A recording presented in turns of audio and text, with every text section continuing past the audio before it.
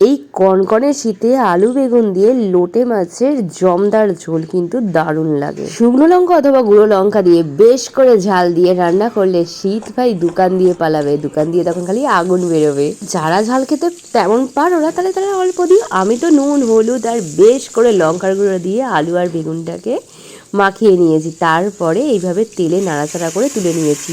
বেগুনটাকে আগে তুলেছি, না হলে বেগুনটার আর কোনো অস্তিত্ব পাওয়া যেত না। তারপর আলুটাকে সামান্য জল দিয়ে চাপা দিয়ে দিয়েছিলাম, আলুটা সেদ্ধ হতে ওটা তুলে নিয়েছি। এরপর আরও খানিকটা তেল দিয়ে আগে থেকে করে রাখা পেঁয়াজ টমেটো এলাচ আর শুকনো লঙ্কার পেস্টটা দিয়ে দেবো। সাথে দেবো নুন চিনি কাশ্মীরি লঙ্কার গুঁড়ো ঝাল লঙ্কার গুঁড়ো। এরপরে দেবো আদা রসুন আর কাঁচা লঙ্কার পেস্ট। আমি মশলাটাকে নাড়াচাড়া করে একটু চাপা দিয়ে দিয়েছিলাম। আমি এইভাবেই চাপা দিয়ে মশলাটা কষিয়ে নিই। দেখো কি সুন্দর মশলা থেকে তেল ছেড়ে এসছে। এই পর্যায়ে একটু ধনেপাতা বর্ষণ করে নিলাম আর সামান্য গরম মশলা দিলাম। আর তারপর লোটে মাছগুলোকে সুন্দর করে সাজিয়ে চাপা দিয়ে দেবো।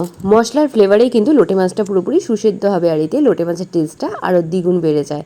আর এরপর দেখো লোটে মাছও তার জল ছেড়ে দিয়েছে, আর ওপর দিয়ে আমি আগে থেকে ভেজে রাখা আলু আর বেগুনটাকে সাজিয়ে দিলাম আর দিয়ে দিলাম শাহি গরম মশলার গুঁড়ো আর ধনেপাতা। এইভাবে করলে একটা লোটে মাছও কিন্তু ভাঙবে না। তাহলে খাবে তো চটপট চলে আসো।